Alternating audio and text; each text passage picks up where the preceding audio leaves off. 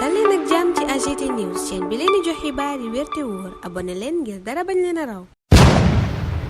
AGT News. Bismillah daleen ak jàmm ci AGT News yéene kaay yu bari ña nga ba tey diggante DIC parquet judiciaire financier ak tribunal bu Ndakaaru libération xëy xamal ñu ne DIC moomee jébbal na juróomeelu vague faux Covid yi procureur de la République yéene kaay bi xibaar ñu ne Ibrahima Makodou Fall njiital nouvelle société de textile du Sénégal ngir defar ay masque waa ministère du développement industriel dañu ko jébbaloon téeméeri million xobet yéene kaay bi ne waaye ba tey masque yooya mu doon defar amul benn firnde ci ne livré na ko te itam nanu ko joxe journal bi ne daa génn lépp luy procédure comptable maanaam awale wunu xaalis booba fan ko war a awale Mohamed Adi Sarr directeur ressources humaines bu Cheikh Gamens nee na njiital société booba di ay chinois ba ñu leen joxe benn milliard bu teg ñetti téeméeri million ak juróom-ñeent fukk ak ñeent ngir ñu defar ay masque ca la ñu ne mes ne menteng femme d'affaires bi di Mariata Bass moom yéenekaay bi ne ñaar fukki million la ñu ko jox xobet moom itam mu waroon na defar ay masque amul ba tey benn preuve ci ne livré na yooyele masque yéenekaay bi ne ñoom ñépp nag teg nañu leen loxo ñi ngi ci retour de parquet seen dossier juge deuxième cabinet ko yor Moustapha Diop mi ne woon gestionnaire u ministère du développement industriel yéeni kaay bi ne kaso la fanaan bi gannaaw mandat de dépôt bu ko juge bi jox Aliou Sow mi doonoon DAGE u ministère du développement communautaire yéeni kaay bi ne moom këram lañu ko tënk takkal ko bracelet électronique libération noppi ca loola xabaar ñu ne Demba Ngom di rakk ci Farba Ngom teg nañu ko loxo démb mi ngi ci garde à vue yéeni kaay bi ne waaye du moom képp lañu jàpp ndax Abdou Aziz Kane kenn ci jege ñaaleem it jàppale nañu ko yéeni kaay bi ne waaye takk der yi yemuñu foofa ndax tegaale nañu loxo it benn coffre-fort bu am téeméeri million xaalisu CFA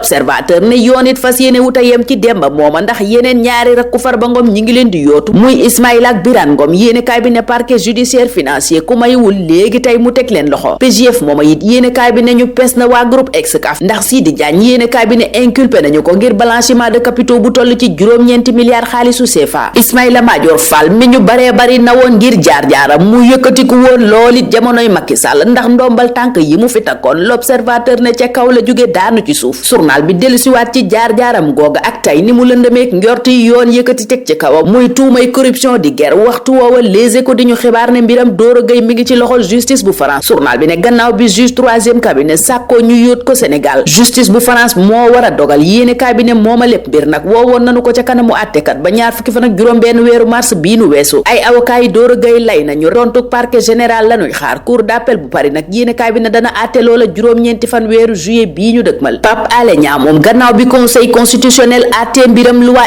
interprétative loi d'amnistie bi tribune ne ma nga yegg keteme waa Pastef nee na leen ayez le courage d'affronter la vérité maanaam am leen fitu nag janoog dëgg moom njiital RTS gi nag mu ne ci gii coow amul ku gañe amul ku ñu gañe li ñu war a def kay nee na mooy rafetlu dogal bi juróom-ñaari sages yi conseil constitutionnel yooye jël mu ne it boobaleb dogal xëy na dafay wone ne dugg nañu ci ère maanaam jamonoy magistrat yoo xam ne dañuy moom seen bopp am indépendance waaye itam am fit wu leen may la yoon wax ñu doxal ko doxal yoon googa enquête jàpp ne moom la conseil constitutionnel def moo waral yéenekaay bi ne le conseil maintient le cap journal bi dellusiwaat ci dàq gi ñu dàq loi interprétative loi amnistie bi waa Pastef bëggoon a jàllale yéenekaay bi ne juróom-ñaari sages yooya droit rek lañu jiital donte am nay limite journal ba ne ba tey nag ñu ngi xaar cour constitutionnel boo xam ne mooy ëpp doole ca yor bi Mamadou Salif Sané miy jàngale droit ci université Gaston Berger bu Ndar ma nga mel ni ku naan fi mu ne nag victime yi di ñu loroon ñoo amee doole ji ndax ñoom mbaa seeni njaboot mën nañoo yóbbu ci kanamu yoon ñépp ñu jàpp ne ñoo leen def naka sudul noona maanaam ñoo leen toroxal ñii ñoo faat seeni njaboot waxtu woowa sax ca Vox Populi Seydi Gassama nga naan Amnesty International Sénégal ga muy directeur exécutif ba dana taxawu njabootu ñépp ñi ñu faat te jotuñu woon defa plainte ndax loi d'amnistie booba Pape Alé Niang mel ni ku koy dàq ndax ca booba lépp yéenekaay ma nga naan kenn mënta baale te xamoo dëgg gi maanaam kon faaw ñu dindi booba lépp loi bu ko defee ñu xam dëgg le xewoon kuy baale sooga baale yéenekaay booba des ak ñun conseil constitutionnel xabaar ñu ne magistrat bii di Mouhamadou Bachir Seye fekki jina sage yo wuutu Mouhamadou Diawara conseil constitutionnel mooma Amadou Ba njiital nouvelle responsabilité mi fi doonoon premier ministre ma nga koy sargal di ko baraawoo gannaaw dogal bi mu jël di dàq loi d'interprétation bu Pastef bi moom Amadou Ba ca laas mu ne ndamal droit la contre arbitraire politique bi fi Pastef bëggoon a doxal moom Amadou Ba ca lii quotidien ma ngay rafetlu ndamal opposition bi ci kaw nguurug Diomaye ak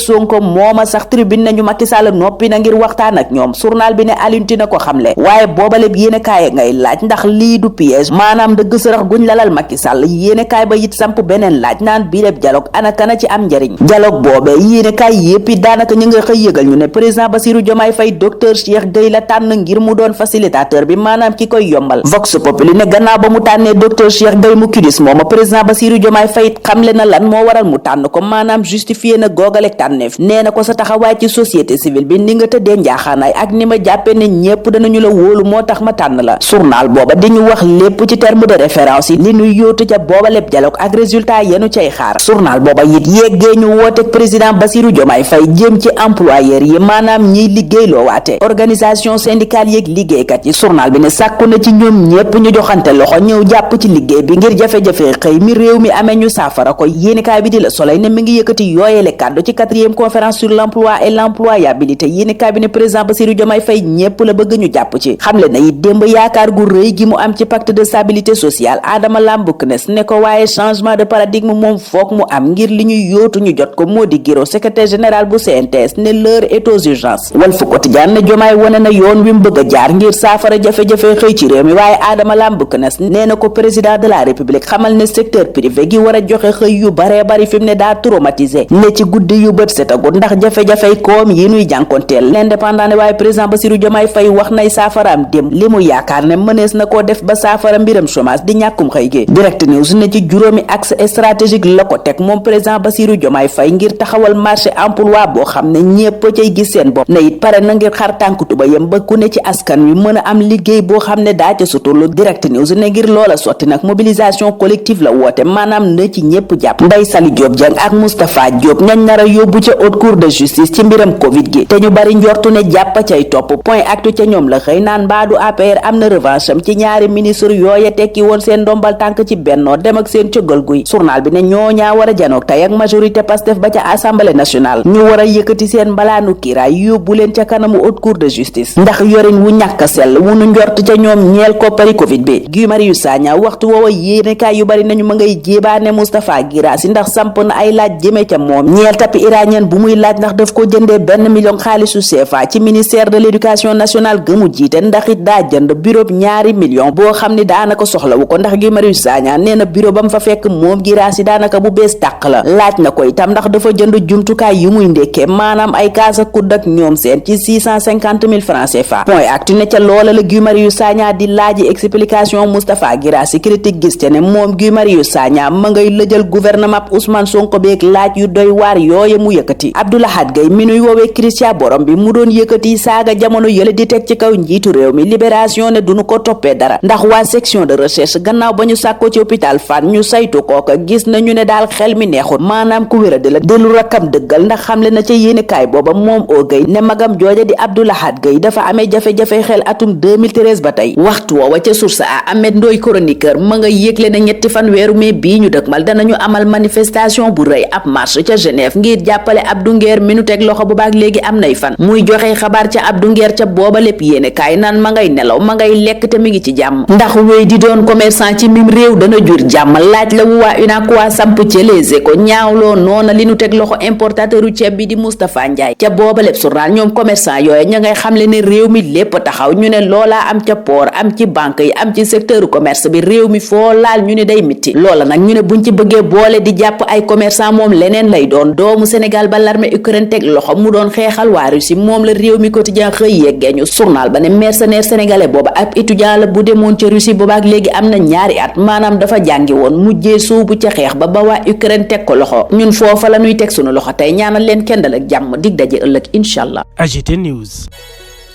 nga ni sa karaw dafay wow di ruus wala nga bëgg tàggoo ak leel cosmétique bio by Carré Nature indil na la crème 100% bio ñu defari ko ak ay produits yu naturel façon karaw bu nekk mën na ko utiliser yow mi ci bëgg nag wooteel gaaw ci 77 588 94 80 wala nga woote ci 76 776 85 96 ak Carré Nature daal problème mu karaw jeex na ci mim réew. AGT News.